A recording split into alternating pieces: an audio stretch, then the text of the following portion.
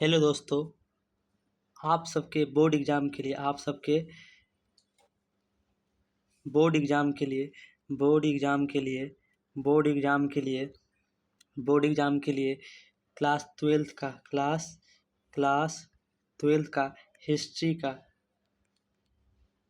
History का chapter wise chapter objective कराया जाएगा। वेरी इंपॉर्टेंट क्वेश्चन रहेगा। चैप्टर वाइज चैप्टर ऑब्जेक्टिव आप लोग कीजिए, आपका ऑब्जेक्टिव क्वेश्चन नहीं छूटेगा। आप लोग सारा सब्जेक्ट का ऑब्जेक्टिव वाइबिलिटी क्वेश्चन कर लीजिए, आपका एग्जाम में ऑब्जेक्टिव क्वेश्चन नहीं छूटेगा। 50 में 50 आएगा। तो आज हम सब हिस्ट्री का पहला चैप्टर का ऑब्जेक्टिव कराने वाले हैं, जो कि चैप्टर का नाम है ईट मन एवं अस्थिया। चलिए वीडियो को स्टार्ट करते हैं दोस्तों। और आप सभी लोग इस चैनल को सब्सक्राइब कीजिएगा और इस चैनल को से जुड़े रहिएगा। इस चैनल पर ही आप सबके लिए very very important chapter by chapter objective question कराया जाएगा, जो कि आपके एग्जाम के लिए रामबाण साबित होगा। चलिए वीडियो को स्टार्ट करते हैं दोस्तों। पहला क्वेश्चन है कि हड़प्पा सभ्यता की खोज किसने किया था? हड़प्पा सभ्यता की खोज किस वर्ष हुई थी? हड़प्पा सभ्यता की खोज किस वर्ष हुई थी? इसका राइट आंसर हो जाएगा दोस्तों, हड़प्पा सभ्यता की खोज किस वर्ष हुई थी? तो 1921 में हुई थी दोस्तों। कब हुई थी? 1921 में। हड़प्पा सभ्यता की खोज कब हुआ था? 1921 में। बताइए हड़प्पा सभ्यता की खोज किसने किया था? तो दयाराम साह ने किया था। दयाराम साह ने। कौन दोस्तों? दयाराम साहनी। हड़प्पा सभ्यता की खोज किसने किया था? दयाराम साहनी ने। कब किया था? 1921 में। अब बताइए हड़प्पा किस नदी किनारे बसा हुआ था दोस्तों? तो रावी नदी के किनारे। कौन सी नदी के किनारे? रावी नदी के किनारे बसा हुआ था। नेक्स्ट क्वेश्चन और बढ़िए, क्वेश्चन नंबर 2। क्वेश्चन नंबर 2 में क्या करा है दोस्तों कि मोहनजोदड़ो की खोज 1922 में हुई। मोहनजोदड़ो की खोज 1922 में हुई। लेकिन मोहनजोदड़ो की खोज किसने किया था? ऑप्शन ए में है दयाराम साहनी, ऑप्शन बी में राखालदास बनर्जी, ऑप्शन सी में है जॉन मार्शल, ऑप्शन डी में है SR राव। आप लोग आंसर बताइए दोस्तों क्या हो जाएगा? तो इसका राइट आंसर हो जाएगा दोस्तों कि राखालदास बनर्जी। राइट आंसर हो जाएगा राखालदास बनर्जी। मोहनजोदड़ो की खोज किसने किया था? तो राखालदास बनर्जी ने। कब के थे? 1922 में। आप लोग बताइए मोहनजोदड़ो किस नदी पर बसा हुआ था? मोहनजोदड़ो सिंधु नदी के किनारे। कौन सी नदी? सिंधु नदी। कौन सी नदी? सिंधु नदी। यही मोहनजोदड़ो से महास्नानगृह प्राप्त हुआ है। महास्नानागार प्राप्त हुआ है। मोहनजोदड़ो से ही महास्नानागार प्राप्त हुआ है। नेक्स्ट क्वेश्चन की ओर बढ़ते हैं दोस्तों। क्वेश्चन नंबर 3, हड़प्पा सभ्यता का काल निर्धारण सामान्यतः क्या माना जाता है? हड़प्पा सभ्यता का काल निर्धारण सामान्यतः क्या माना जाता है दोस्तों? ऑप्शन ए में है 350 से लेके 3500 से लेके 2500 के बीच में। ऑप्शन बी में है 2600 से लेके 1900 के बीच में। ऑप्शन सी में है 1500 से लेके 1000 के बीच में। ऑप्शन डी में है 1000 से लेके 500 ईसा बीस में। इसका राइट आंसर हो जाएगा दोस्तों, इसका राइट आंसर हो जाएगा 3500 से लेके 2500 ईसा पूर्व के बीच में। हड़प्पा सभ्यता का काल निर्धारण किया गया। हड़प्पा सभ्यता का काल निर्धारण किया गया है। नेक्स्ट क्वेश्चन की ओर बढ़ते हैं दोस्तों। क्वेश्चन नंबर 4 में है कि हड़प्पा सिंधु घाटी सभ्यता को हड़प्पा सभ्यता क्यों कहा जाता है? सिंधु घाटी सभ्यता को हड़प्पा सभ्यता क्यों कहा जाता है? सिंधु घाटी सभ्यता को हड़प्पा सभ्यता क्यों कहा जाता है? तो अब देखिए सिंधु घाटी सभ्यता को हड़प्पा सभ्यता क्यों कहा जाता है? क्योंकि सिंधु घाटी सभ्यता की खोजी गई प्रथम नगर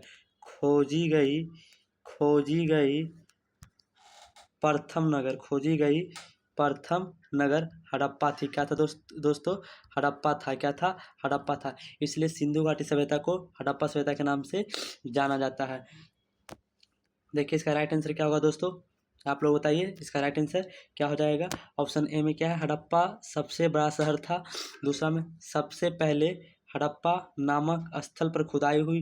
ठीक है। आगे हड़प्पा सिंधु नदी तट पर था। इनमें से कोई नहीं। इसका राइट आंसर हो जाएगा दोस्तों कि सबसे पहले खोजा गया हड़प्पा स्थल था। सबसे पहले हड़प्पा नगर स्थल पर खुदाई हुई थी, इसलिए इसे हड़प्पा सभ्यता के नाम से जाना जाता है। तो इसका right answer option number B. Next question के बढ़ते हैं दोस्तों। Question number 4। क्वेश्चन नंबर आगे क्या है दोस्तों? 1924 में सिंधु घाटी सभ्यता की खोज की औपचारिक घोषणा किसने की थी? 1924 में सिंधु घाटी सभ्यता के सिंधु घाटी सभ्यता की खोज की औपचारिक घोषणा किसने की थी?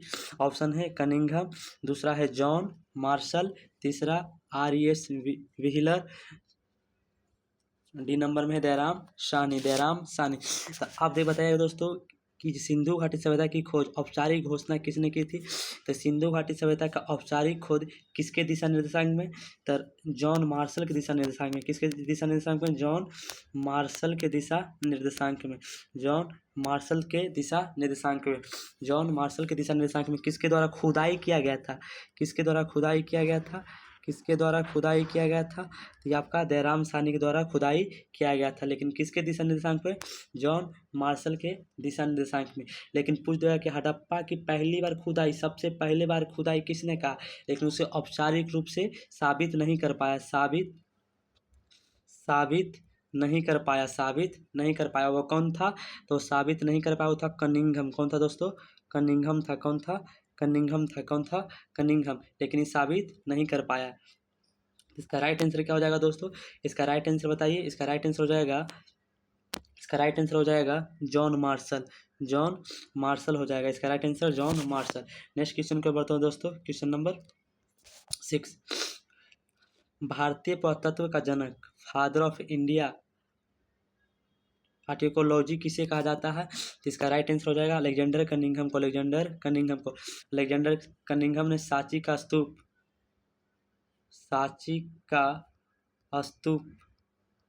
का पता लगाया था। अलेक्जेंडर कनिंघम ने सांची का स्तूप का भी खुदाई के क्रम में इसकी पता लगाया था। नेक्स्ट क्वेश्चन को बताओ दोस्तों, क्वेश्चन नंबर 7। हड़प्पा सभ्यता किस युग की सभ्यता थी? हड़प्पा सभ्यता किस युग की सभ्यता थी? तो इसका लौ युग की सभ्यता थी। कैसे युग? सॉरी, लौ नहीं, लौ। हड़प्पा सभ्यता को लोहे के ज्ञान हड़प्पा सभ्यता को लोहे की जानकारी नहीं थी। लोहे के बारे में जानकारी नहीं थी। हड़प्पा सभ्यता को किस तत्व की जानकारी नहीं थी? तो लोहे की जानकारी नहीं थी। लेकिन हड़प्पा वासियों के द्वारा सबसे पहले खोजा गया धातु क्या था दोस्तों? कांसा था। क्या था? कांसा था। इसलिए जब पहली बार खोजा गया कांसा, इसलिए हड़प्पा सभ्यता को कांस्य युगीन सभ्यता कहा जाता है। जब पहली बार खोजा गया कांसा, इसलिए हड़प्पा सभ्यता को कांस्य युगीन सभ्यता कहा जाता है। लेकिन हड़प्पा वासियों द्वारा सबसे ज़्यादा कौन सी धातु का उपयोग किया गया? तो तांबा था। सबसे ज़्यादा कौन सा धातु का उपयोग किया गया? तांबा था। लेकिन पहली बार किस धातु का उपयोग किया? कांसा था। इसलिए हड़प्पा सभ्यता को कांस्य युगीन सभ्यता कहा जाता है। इसका राइट आंसर क्या हो जाएगा दोस्तों? हड़प्पा सभ्यता को किस युग की सभ्यता कहा जाता है? इसका राइट आंसर हो जाएगा ऑप्शन नंबर बी, कांस्य युगीन सभ्यता। नेक्स्ट क्वेश्चन को बताओ दोस्तों, क्वेश्चन नंबर 8। हड़प्पा सभ्यता के लोग किस धातु से परिचित नहीं थे? अभी जस्ट बताएं दोस्त आप लोगों को।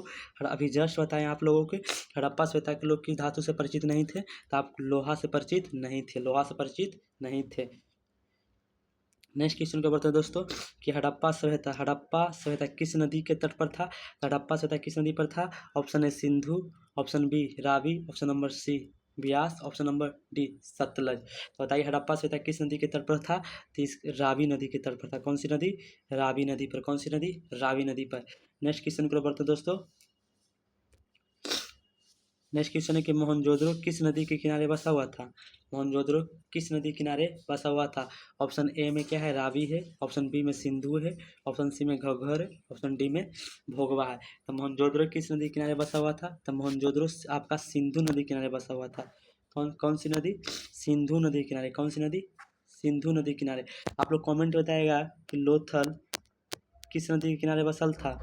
लोथल किस नदी के किनारे बसा हुआ था? लोथल किस नदी के किनारे बसा हुआ था? तो लोथल किस नदी के किनारे बसा था? और बताइएगा कालीबंगा किस नदी के किनारे बसा हुआ था? कालीबंगा किस नदी के किनारे बसा हुआ था? आप लोग कमेंट में बताइएगा कि लोथल और कालीबंगा किस नदी के किनारे बसा हुआ था। नेक्स्ट क्वेश्चन की ओर बढ़ते हैं।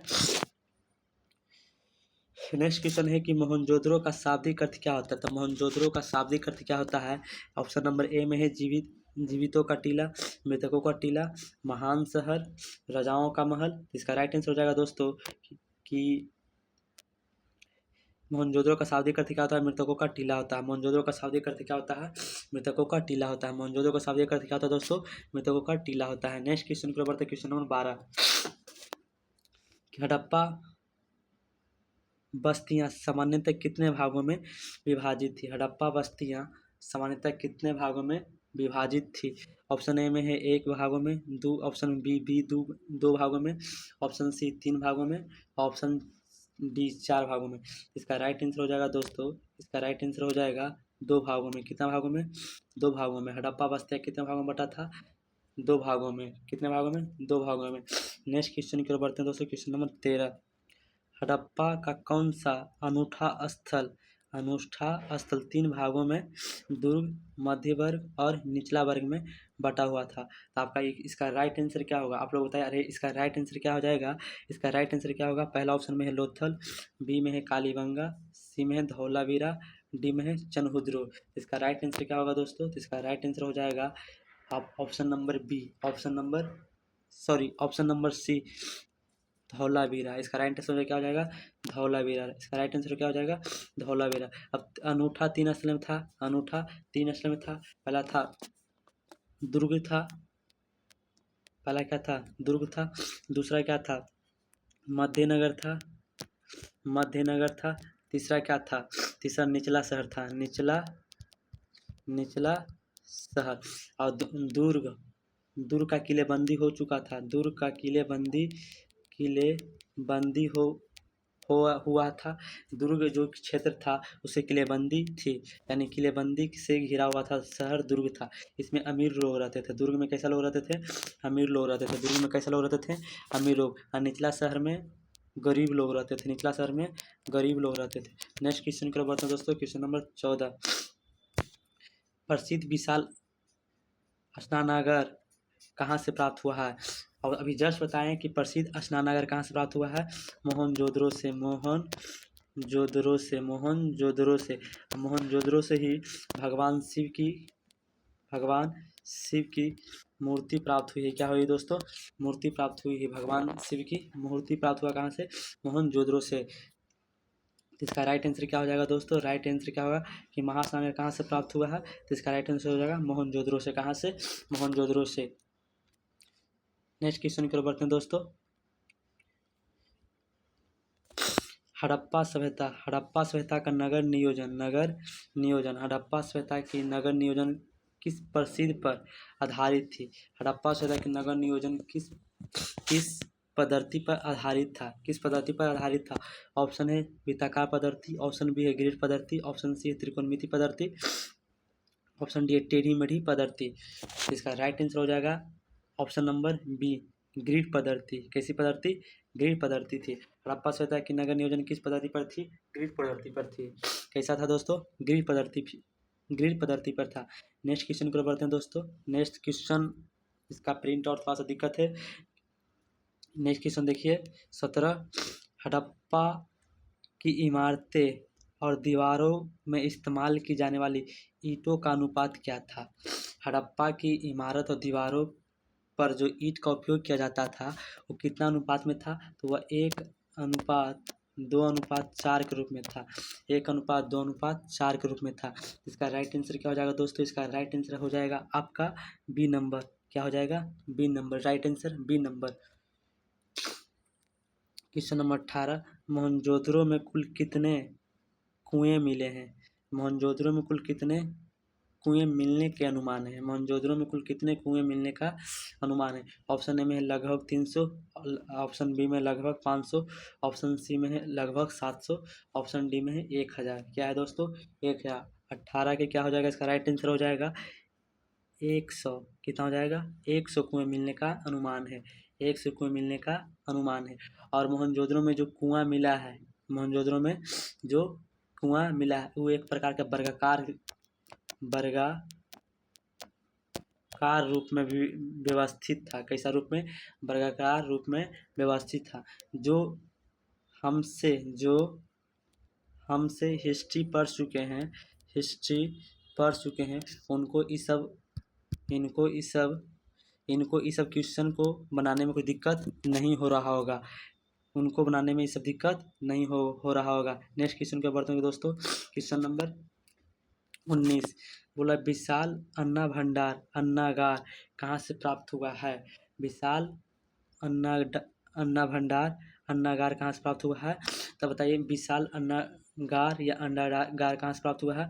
तो आपका मोहनजोदड़ो से प्राप्त हुआ है। कहाँ से, मोहनजोदड़ो से। कहाँ से, मोहनजोदड़ो से। पूछ देगा आपसे कि अग्निकुंड कहाँ, क्या दोस्तों, अग्निकुंड।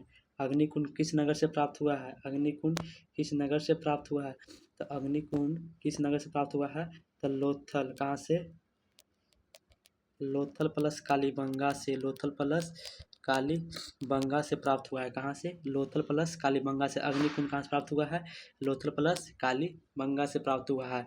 नेक्स्ट क्वेश्चन पर बढ़ते हैं दोस्तों, क्वेश्चन नंबर 20 कि नदियों के कुल अद्भुत जल निकास प्रणाली, नदियों की अद्भुत जल निकास प्रणाली किस सभ्यता की मुख्य विशेषता थी, किस सभ्यता की मुख्य विशेषता थी। थोड़ा सा देखिएगा दोस्तों, जो कि हड़प्पा जो सभ्यता था, हड़प्पा सभ्यता था, ये प्रसिद्ध क्यों है, इस प्रसिद्ध का कारण है किसका, इसका इसका नगर नियोजन काफ़ी बेहतर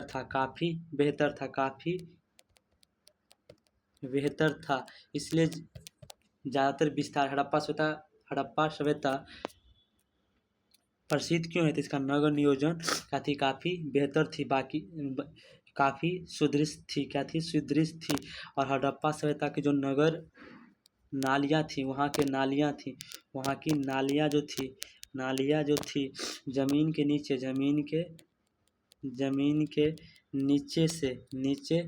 से गया था, और उसको ईंट से ढक दिया गया था। इसकी नालियाँ जो था ज़मीन के नीचे थी और उसे ईंट से ढक दिया गया था, जिससे नाली का पानी बाहर छितरा नहीं पाता था। इसलिए इसकी नगर विनियोजन की क्या थी, सुस्थिर थी। और बहुत सा इसका रीजन है, आगे देखेंगे।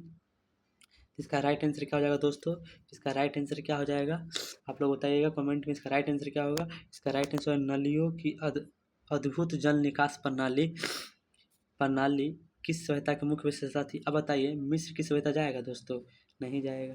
मिस्र की सभ्यता के बारे में बता रहे, नहीं बता रहे। मेसोपोटामिया की सभ्यता बता रहे, नहीं बता रहे, नहीं होगा। चीन की सभ्यता होगा, नहीं होगा। इसको आप नहीं भी जानते तो फिर भी बना सकते कि हड़प्पा सभ्यता का, कि हड़प्पा सभ्यता के बारे में भारत की सभ्यता थी। कहाँ की थी, भारत की। इसका right answer option number C. Next question के बढ़ते हैं दोस्तों, क्वेश्चन नंबर 21 जूते हुए खेत, हम ऑलरेडी ये क्वेश्चन करवा चुके हैं। जूते हुए खेत का साक्षी कहाँ से मिला है। हमारा जो पार्ट 1 था 50 ऑब्जेक्टिव क्वेश्चन का, 50 objective question VVI objective question का जो पहला पार्ट था, उसमें हम ये क्वेश्चन करा चुके हैं कि जूते हुए खेत का साक्षी। नहीं आप लोग वीडियो देखें तो आप लोग जाकर जरूर वीडियो देखिएगा। क्लास 12 का हिस्ट्री का चैप्टर बाई चैप्टर भी हम करवा रहे हैं। चैप्टर बाई चैप्टर, आज चैप्टर 1 है, चैप्टर 1 का हिस्ट्री करवा रहे हैं। इसमें वेरी इंपॉर्टेंट 50 क्वेश्चन है, वेरी इंपॉर्टेंट 50 क्वेश्चन है, कि आपके एग्जाम के लिए हूबहू टकराने वाला क्वेश्चन है। नेक्स्ट क्वेश्चन क्या है दोस्तों, देखिए इसका आंसर क्या हो जाएगा कि जूते हुए खेत का प्रमाण कहाँ से मिला है, तो आपका मिला है जूते हुए खेत का प्रमाण कहाँ से, कालीबंगा से। कहाँ से, कालीबंगा से। कहाँ से दोस्तों, कालीबंगा। बताइए कालीबंगा कहाँ पर है, कालीबंगा आपका राजस्थान में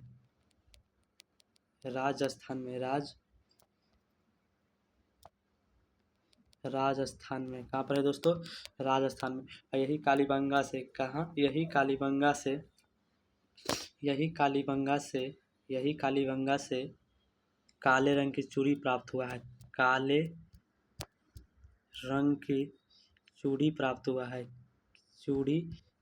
है, तो काले रंग के पूछ देगा आपसे क्वेश्चन कि काले रंग की चूड़ी कहाँ से प्राप्त हुआ, तो कालीबंगा से हुआ प्राप्त। नेक्स्ट क्वेश्चन पर बढ़ते हैं, क्वेश्चन नंबर 22 क्या बोला है दोस्तों कि मिट्टी से बने हल का प्रतिरूप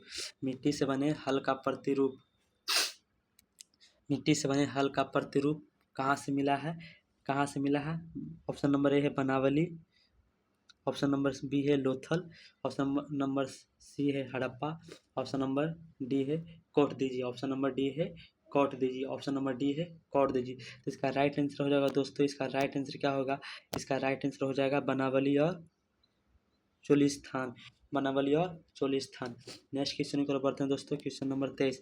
हड़प्पा सभ्यता में नहरों का अवशेष, हड़प्पा सभ्यता में नहरों का अवशेष कहाँ से प्राप्त हुआ, नहर का बोला है, क्या बोला है, नहर का अवशेष कहाँ से प्राप्त हुआ है, तो हो गया हुआ है सोटघई से, कहाँ से, सोट्टुघई से, कहाँ से, सोट्टुघई, जो कि वर्तमान में कहाँ पड़ता है, अफगानिस्तान में पड़ता है, वर्तमान में कहाँ पर पड़ता है, अफगानिस्तान में पड़ता है। नेक्स्ट क्वेश्चन को बढ़ते हैं दोस्तों, क्वेश्चन नंबर 24। हड़प्पा सभ्यता का प्रमुख शिल्प उत्पादन केंद्र कौन सा था, जो पूरी तरह से शिल्प कार्य में संलग्न था।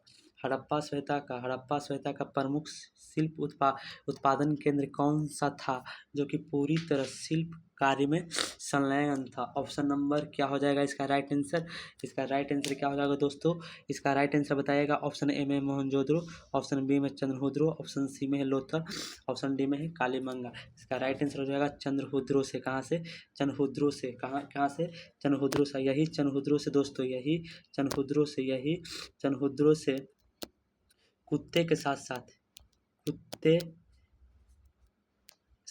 नहीं, मनुष्य के साथ साथ, सॉरी दोस्तों, मनुष्य के साथ साथ, कुत्ते साथ नहीं, मनुष्य के साथ साथ,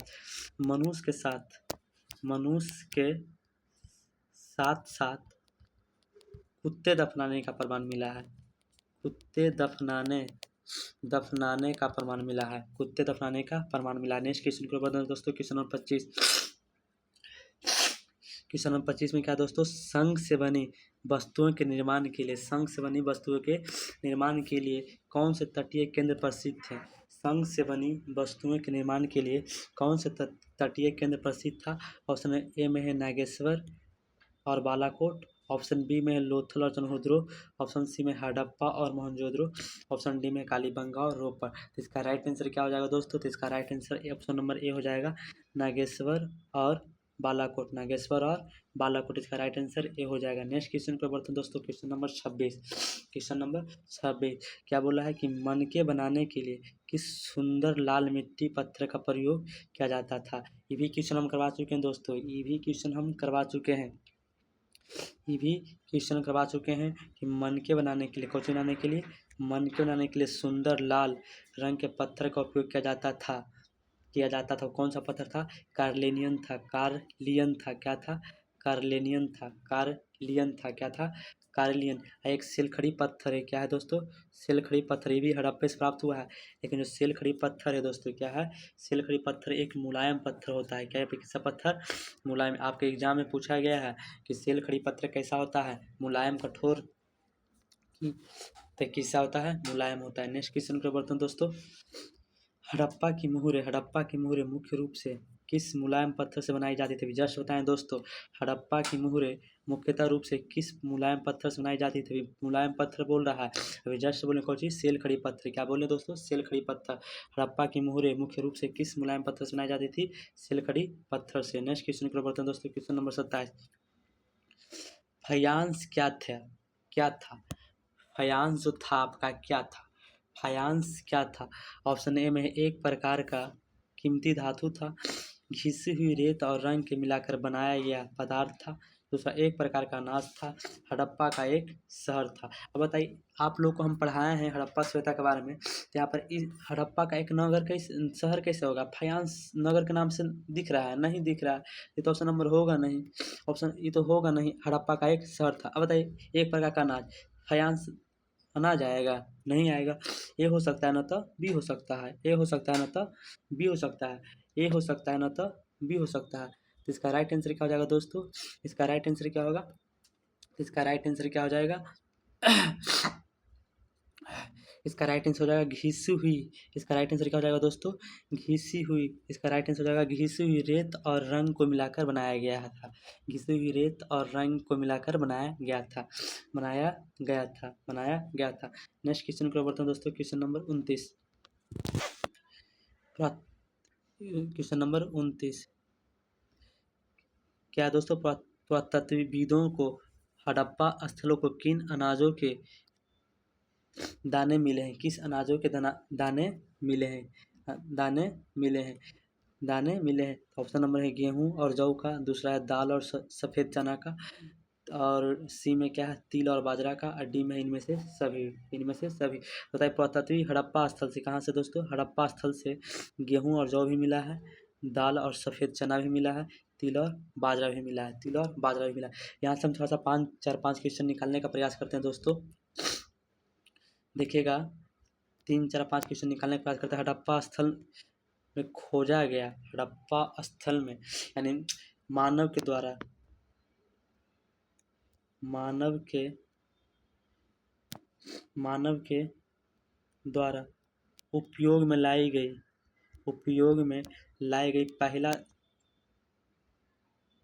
पहला मानव के द्वारा उपयोग में लाई गई पहला फसल क्या थी? वह थी जौ। क्या थी दोस्तों? जौ। जौ को ही यव कहते हैं। क्या कहते हैं? यव कहते हैं। तो मानव के द्वारा उपयोग में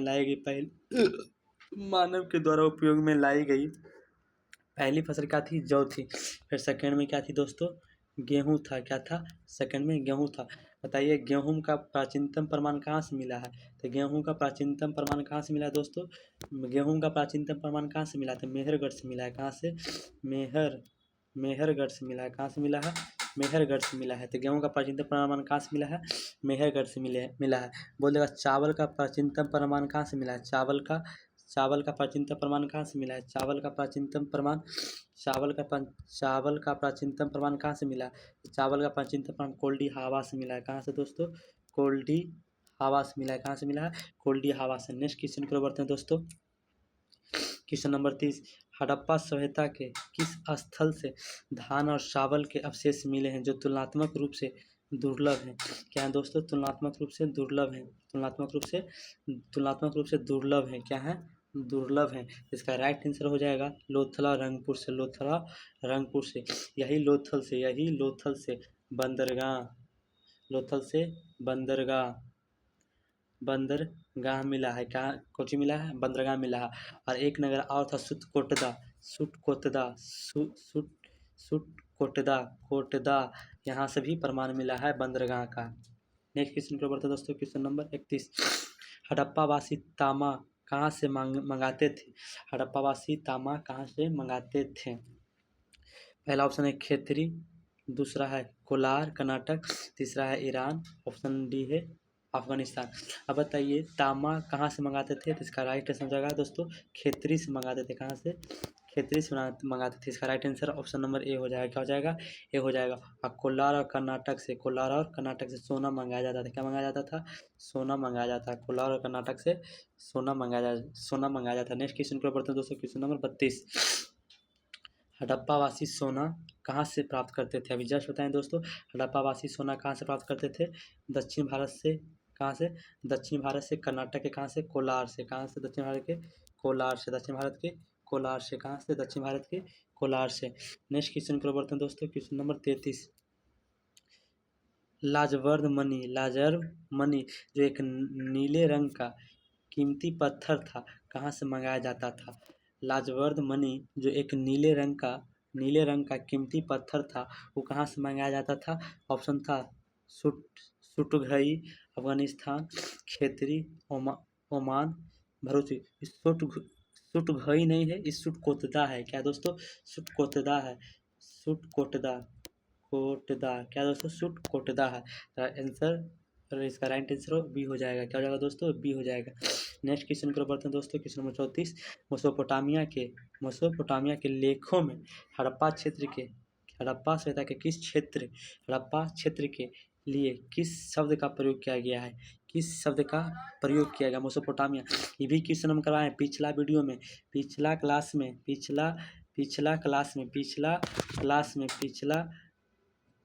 में हम यह भी क्वेश्चन भी करवाए थे। मेसोपोटामिया के लेखों में हड़प्पा क्षेत्र के लिए किस शब्द का प्रयोग किया गया है? आप लोग पिछला क्लास का जरूर देखिएगा, वो क्लास बहुत इंपॉर्टेंट है।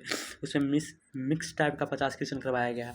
पिछला क्लास में मिक्स टाइप का 50 क्वेश्चन कराया गया। और यह जो सेशन है आज के लिए, वो चैप्टर वन का very very important important question, very very important question. 50 question है जो कि हड़प्पा से पहला चैप्टर से सवाल पूछ दिया तो 50 गो में से ही आएगा। नेक्स्ट क्वेश्चन की ओर बढ़ते हैं। इसका राइट आंसर क्या हो जाएगा दोस्तों? इसका राइट आंसर मेलुआ हो जाएगा। क्या हो जाएगा? मेलुआ हो जाएगा। मेसोपोटामिया के लेखों में हड़प्पा क्षेत्र के लिए किस शब्द का प्रयोग किया? थी मेलुआ शब्द का प्रयोग किया। नेक्स्ट क्वेश्चन की ओर बढ़ते हैं दोस्तों। नेक्स्ट क्वेश्चन, मेसोपोटामिया के लेखों के अनुसार मगन शब्द किस क्षेत्र के लिए प्रयुक्त होता था? मगन शब्द किस क्षेत्र के लिए प्रयोग होता था? तो मगन शब्द किस क्षेत्र के प्रयोग होता था? तो इसका राइट आंसर हो जाएगा ओमान के लिए। किसके लिए? ओमान के लिए। किसके लिए? ओमान के लिए। नेक्स्ट क्वेश्चन पर बढ़ते हैं। हड़प्पा सभ्यता की लिपि कैसी थी? हड़प्पा सभ्यता की लिपि कैसी थी? तो हड़प्पा सभ्यता की लिपि कैसी थी बताइए? हड़प्पा सभ्यता की लिपि कैसी थी? तो इसका ऑप्शन नंबर ए में है वर्णमालीय, दूसरा है चित्रात्मक, तीसरा है ब्राह्मणी, चौथा है खरोष्ठी। तो इसका राइट आंसर हो जाएगा चित्रात्मक। कैसा हो जाएगा? चित्रात्मक हो जाएगा। नेक्स्ट क्वेश्चन को बढ़ते हैं दोस्तों। अगला क्वेश्चन है हड़प्पा की लिपि को कैसे लिखा जाता था? हड़प्पा की लिपि को कैसे लिखा जाता था? बाएं से दाएं, दाएं से बाएं, ऊपर से नीचे, नीचे से ऊपर। इसका राइट आंसर हो जाएगा दोस्तों दाएं से बाएं, दाएं से बाएं। इसका जो लिपि है, इसका जो लिपि लिखा जाता था, इसका हड़प्पा सभ्यता का जो लिपि लिखी जाती थी उसे अभी तक पढ़ा नहीं गया है। उसे अभी तक पढ़ा नहीं गया है। हड़प्पा सभ्यता की लिपि को अभी तक पढ़ा नहीं गया है। नेक्स्ट क्वेश्चन को बढ़ते हैं दोस्तों। नेक्स्ट क्वेश्चन अगला है हड़प्पा सभ्यता की लिपि में चिन्हों की संख्या लगभग कितनी थी? हड़प्पा सभ्यता की लिपि में चिन्हों की संख्या कितनी थी? इसका राइट आंसर हो जाएगा ऑप्शन नंबर सी। 375 थे। कितने थे? 375 से 400 के बीच में। 375 से 400 के बीच में। नेक्स्ट क्वेश्चन को बढ़ते हैं दोस्तों।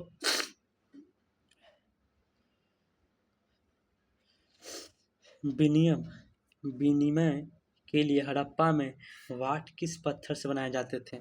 के लिए हड़प्पा में वाट किस पत्थर से बनाए जाते थे? तो इसका राइट आंसर हो जाएगा सिलखड़ी पत्थर होगा, कि चाट होगा, कि कार्लेनियन हो जाएगा, कि क्वार्टर होगा। तो इसका क्वार्टजे हो जाएगा। तो इसका राइट आंसर क्या होगा दोस्तों? इसका राइट आंसर हो जाएगा क्या हो जाएगा? चट हो जाएगा। क्या हो जाएगा? चट हो जाएगा। नेक्स्ट क्वेश्चन को बढ़ते हैं। हड़प्पा सभ्यता के बाटों का निचला हड़प्पा सभ्यता के बाटों का निचला मानदंड हड़प्पा सभ्यता के बाटों का निचला मानदंड किस प्रणाली पर आधारित था? किस प्रणाली पर आधारित था? तो इसका राइट आंसर हो जाएगा दोस्तों दुधारी पर। क्या था? दुधारी पर आधारित था। किस मानदंड पर? दुधारी पर आधारित था। नेक्स्ट क्वेश्चन पर बढ़ते हैं दोस्तों। हड़प्पा के स्थलों पर बने कब्रिस्तानों में मृतकों का आमतौर पर किसमें दफनाया जाता था? हड़प्पा के स्थलों पर बने कब्रिस्तानों में मृतकों को आमतौर पर किसमें दफनाया जाता था? इसका राइट आंसर क्या होगा बताइए आप लोग? ए है में गर्तों में, दूसरा विशाल पिरामिडों में, तीसरा लकड़ियों के बक्सों में, चौथा है फूला छोड़ दिया जाता था। तो इसका राइट आंसर क्या होगा दोस्तों? इसका राइट आंसर क्या हो जाएगा दोस्तों? इसका राइट आंसर होगा कि गर्तों में। क्या में? गर्तकों में। किस में? गर्तकों में। चलिए नेक्स्ट क्वेश्चन की ओर बढ़ते हैं दोस्तों। 42 में कि मोहनजोदड़ो से मिली दाढ़ी वाले व्यक्ति को पत्थर की मूर्ति का इतिहासकारों ने क्या नाम दिया था? मोहनजोदड़ो से मिली दाढ़ी वाले व्यक्ति को पत्थर की मूर्ति को इतिहासकारों ने क्या नाम दिया था? तो इसका राइट आंसर हो जाएगा ऑप्शन नंबर ए पुरोहित नाम दिया। पुरोहित राजा। नेक्स्ट क्वेश्चन पर बढ़ते हैं दोस्तों। हड़प्पा की मोहरों पर दिखाए गए त्रिमुखी देवता इतिहासकारों ने क्या नाम दिया था? इसका थोड़ा सा दिमाग लगा के बना सकते हैं कि बोला त्रिमुखी। तो त्रिमुख किसे कहा जाता है? भगवान में त्रिदेव किसे कहा जाता है? शिव को कहा जाता है। किसे कहा जाता है? शिव का कहा जाता है। शिव की मूर्ति नटराज कहाँ से प्राप्त हुआ है? कमेंट में बताइएगा। भगवान का नटराज की मूर्ति कहाँ से प्राप्त हुआ है? कमेंट में आप लोग बताइएगा। नेक्स्ट क्वेश्चन की ओर बढ़ते हैं दोस्तों। इसका राइट आंसर क्या हो जाएगा दोस्तों? इसका राइट आंसर क्या होगा? ऑप्शन नंबर ए शिव की। क्वेश्चन नंबर 44 में क्या है कि हड़प्पा सभ्यता के लोग किसकी पूजा करते थे। तो हड़प्पा सभ्यता के लोग किसकी पूजा करते थे, तो मातृ देवी की भी पूजा करते थे, मातृ देवी की भी पूजा करते थे। किनकी पूजा करते थे, मातृ देवी की भी पूजा करते थे, और भगवान शिव को भी मानते थे, भगवान शिव को भी पूजा करते थे, और सॉरी दोस्तों, पेड़ पौधा की भी पूजा करते थे, पेड़ पौधा की भी पूजा करते थे। इसलिए इसका राइट आंसर क्या हो जाएगा, इनमें से सभी, इनमें से सभी। नेक्स्ट क्वेश्चन की ओर बढ़ते हैं। नेक्स्ट क्वेश्चन क्या है, पढ़िएगा। हड़प्पा सभ्यता का प्रसिद्ध गोदीवाड़ा या बंदरगाह, अभी जस्ट बताएं, गोदीवाड़ा या बंदरगाह कहाँ से, लोथल, कहाँ से। ऑप्शन देखिए यहाँ पर, गोदीवाड़ा भी साथ में दिया है, गोदीवाड़ा भी साथ में दिया है, तो इसलिए इसका आंसर हो जाएगा लोथल। क्या हो जाएगा दोस्तों, लोथल। लेकिन सिर्फ बंदरगाह रहता, सिर्फ बंदरगाह रहता, सिर्फ बंदरगाह रहता, तो लोथल भी होता और सुतकोटदा भी होता। जब सिर्फ बंदरगाह रहता, क्या रहता दोस्तों, सिर्फ बंदरगाह, तो लोथल और सुटकोटदा दोनों होता। लेकिन यहाँ पर गोदीवाड़ा दे दिया है, तो जो गोदीवाड़ा दे दिया है, तो गोदीवाड़ा का प्रमाण कहाँ से मिला है, लोथल से मिला है। नेक्स्ट क्वेश्चन पर बढ़ते हैं दोस्तों। क्वेश्चन नंबर 46, राखीगढ़ी और बनावली भारत के किस राज्य में है। तो राखीगढ़ी और बनावली भारत के किस राज्य में है, तो इसका राइट आंसर हो जाएगा कि आपका हरियाणा राज्य में है। कहाँ पर, हरियाणा राज्य में। राखीगढ़ी और बनावली भारत के किस राज्य में है, हरियाणा राज्य में है। कहाँ है, हरियाणा। और भारत में खोजी गई, भारत में खोजी गई सबसे बड़ी नगर, सबसे बड़ी नगर राखीगढ़ी है। क्या है, राखीगढ़ी। भारत में खोजी गई प्रथम नगर कौन सी है, खोजी गई सबसे बड़ी नगर कौन सी है, राखीगढ़ी। लेकिन बोल देगा सिर्फ हड़प्पा सभ्यता में, हड़प्पा सभ्यता की सबसे बड़ी नगर, हड़प्पा सभ्यता की सबसे बड़ी नगर बोले, हड़प्पा सिर्फ पूरा हड़प्पा बोल देगा, हड़प्पा पूरा बोल देगा। तो हड़प्पा जब पूरा बोल देगा तो इसका राइट आंसर हो जाएगा मोहनजोदड़ो। क्या हो जाएगा, मोहनजोदड़ो। क्या हो जाएगा, मोहनजोदड़ो। लेकिन सिर्फ भारत में खोजी गई प्रथम बड़ी नगर बोल देगा तो राखीगढ़ी हो जाएगा। इसका राइट आंसर क्या हो जाएगा दोस्तों, इसका राइट आंसर क्या हो जाएगा, इसका राइट आंसर क्या होगा कि राखीगढ़ी और बनावली में भारत में किस राज्य में प्रमुख स्थित प्रमुख हड़प्पा स्थल है। इसका राइट आंसर हो जाएगा हरियाणा। और क्वेश्चन नंबर 47 की तरफ, हड़प्पा सभ्यता का पतन, हड़प्पा सभ्यता का पतन किस समय के आसपास हुआ था, हड़प्पा सभ्यता का पतन किस समय के आसपास हुआ था। तो इसका राइट आंसर हो जाएगा 1900 से लेके 200 बीसी के पूर्व के आसपास। बीसी इस सन एडी नहीं है दोस्तों, एडी का मतलब सन हो गया। कोई भी बोलिएगा कि 1900 से लेकर 2000 के बीच में, भी 2026 चल रहा है, ये 2026 एडी है, क्या है, एडी है। लेकिन हम बात कर रहे हैं 2000 बीसी पूर्व। मौका मिलेगा तो आप लोग को हम बता देंगे कि बीसी, एडी, एडी और बीसी में अंतर क्या है। टाइम मिलेगा तो जरूर आप लोगों को बता देंगे हम। नेक्स्ट क्वेश्चन को बढ़ते हैं 48, इतिहासकारों के अनुसार हड़प्पा सभ्यता के पतन का कारण क्या था। इतिहासकारों के अनुसार हड़प्पा सभ्यता का पतन का कारण क्या था। तो बहुत सा इतिहासकार आया, वो बहुत सा चीज़ बताया। तो इतिहासकार पहला बताते हैं जलवायु में परिवर्तन और वनों की, नदियों का सूखना। पहला क्या बताते हैं, जलवायु परिवर्तन और वनों की कटाई। क्या दोस्तों, कटाई, जलवायु परिवर्तन और वनों की कटाई। दूसरा में नदियों का सूखना या मार्ग बदलना। तीसरा अत्यधिक बाढ़ आना। इसलिए इसका राइट आंसर हो जाएगा डी नंबर, ये सभी था, ये सभी कारण था। नेक्स्ट क्वेश्चन को बढ़ते हैं 49 में आपके लिए ये क्वेश्चन HW में रहेगा, होमवर्क में आप लोग बताइएगा। आप लोग के लिए क्वेश्चन होमवर्क में रहेगा, होमवर्क में क्वेश्चन है, आप लोग कमेंट में आंसर बताइएगा। क्वेश्चन नंबर 49 का आज का अंतिम क्वेश्चन और इस चैप्टर का भी अंतिम क्वेश्चन होगा। और हमें लगता है इस चैप्टर से एग्ज़ाम में यदि क्वेश्चन आ गया तो एक सवाल भी नहीं छूटेगा। फिक्स है कि 5 क्वेश्चन आएगा, यही आज का क्लास से 5 क्वेश्चन फिक्स है। जब चैप्टर ईट एवं मनके से चैप्टर एग्जाम में आ गया क्वेश्चन, 5 से 6 वो पूछता है, अभी क्वेश्चन जब एग्जाम में चल आएगा तो एक भी सवाल नहीं छूटेगा। आप अपने दोस्तों को इसको शेयर ज़रूर कीजिएगा। आपके आपके एग्ज़ाम की दृष्टि से ही क्वेश्चन सेट किया जा रहा है और बनाया जा रहा है। नेक्स्ट क्वेश्चन देखिए, हड़प्पा सभ्यता के लोग किस जानवर के विशेष पूजनीय पवित्र मानते थे। तो इसका राइट आंसर हो जाएगा एक सींग वाला गेंडा, एक सींग वाला गेंडा क्या हो जाएगा दोस्तों, एक सिंग वाला गेंडा, एक सिंग वाला गेंडा। आपका चैप्टर 1 का ईंट एवं मन के एवं अस्थियां का 50 क्वेश्चन करवा दिया गया है और आप लोग इसको ज़रूर देखिएगा और सभी क्वेश्चन को याद कर लीजिएगा, सभी क्वेश्चन को आप लोग याद कर लीजिएगा, सभी क्वेश्चन को आप लोग याद कर लीजिएगा और अपने दोस्तों को शेयर ज़रूर कीजिएगा। आप अपने दोस्तों को शेयर ज़रूर कीजिएगा, आप अपने दोस्तों को शेयर ज़रूर कीजिएगा और आप सभी जुड़े रहिएगा। और इस पर चैप्टर बाय चैप्टर अभी हिस्ट्री का चलेगा, अभी हिस्ट्री का चलेगा, अभी हिस्ट्री का चलेगा, अभी हिस्ट्री का सिर्फ चलेगा, अभी हिस्ट्री का चलेगा। Chapter by chapter by chapter 1 हुआ है, इसमें 50 क्वेश्चन है। फिर नेक्स्ट क्लास में चैप्टर 2 होगा, चैप्टर 2 होगा। इसी तरह से चैप्टर चलते रहेगा, इसी तरह से चैप्टर चलते रहेगा। सबसे पहले आप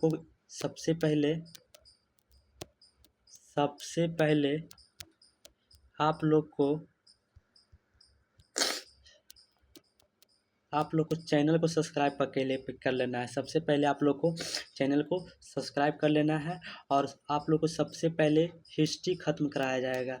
हिस्ट्री का चैप्टर बाय चैप्टर क्वेश्चन ख़त्म कराया जाएगा, चैप्टर बाय चैप्टर क्वेश्चन ख़त्म कराया जाएगा। जब हिस्ट्री पूरा ख़त्म हो जाएगा, हिस्ट्री जब ख़त्म हो जाएगा तो फिर आप लोगों के लिए ज्योग्राफी लाया जाएगा। क्या लाया जाएगा?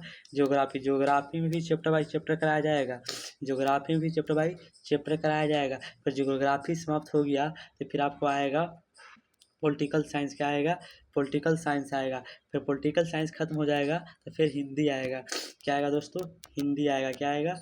हिंदी का क्वेश्चन लाया जाएगा, हिंदी का क्वेश्चन लाया जाएगा, हिंदी का क्वेश्चन लाया जाएगा दोस्तों। किस चीज़ का? हिंदी का क्वेश्चन लाया जाएगा। आप लोग चैनल पर जुड़े रहिएगा, वीडियो को शेयर ज़रूर कीजिएगा अपने दोस्तों के साथ और लाइक कीजिएगा वीडियो को। आप लोग सपोर्ट कीजिएगा, तभी तो हम इस तरह से वीडियो लाएंगे आपके एग्ज़ाम के लिए। एग्ज़ाम में ज़्यादा टाइम बचा हुआ नहीं है, जुलाई चल रहा है। क्या चल रहा है दोस्तों? जुलाई ख़त्म होने वाला है, जुलाई ख़त्म होने वाला है। जुलाई ख़त्म हुआ, अगस्त बच गया, सितंबर बच गया, अक्टूबर बच गया, नवंबर बच गया, दिसंबर बच गया, जनवरी बच गया। मात्र 6 महीना बचा हुआ है। 6 महीने में आप लोग सिलेबस पढ़ चुके हैं और आप लोग तगड़ा से ऑब्जेक्टिव पर ध्यान दीजिए, आप लोग तगड़ा से ऑब्जेक्टिव पर ध्यान दीजिए। चलिए दोस्तों, ठीक है।